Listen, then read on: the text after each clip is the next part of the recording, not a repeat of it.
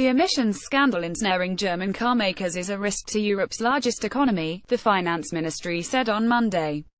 In its monthly report, the ministry named the issue, which broke out almost 2 years ago after Volkswagen admitted to cheating US diesel emissions tests, as a threat to Germany along with Britain's decision to leave the European Union and protectionist trade policies by the US government. But it has said it was impossible to put a figure on the potential damage it could cause. The car industry is Germany's biggest exporter and provides about 800,000 jobs. Risks linked to how Brexit will shape out and future US trade policies remain, the ministry said.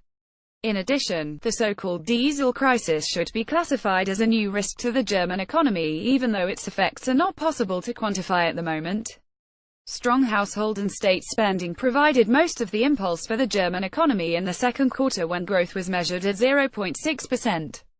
Weaker net foreign trade dampened growth, as exports grew strongly less than imports.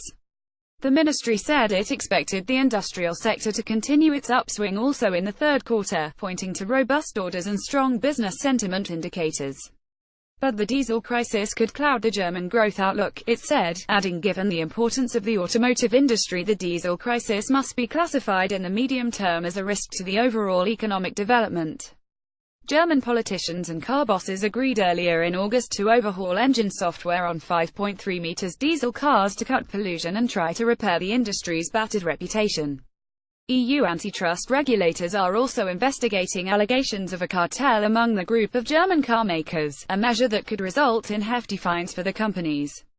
In April, Volkswagen was ordered to pay a $2.8 billion criminal penalty in the United States for cheating on emissions tests.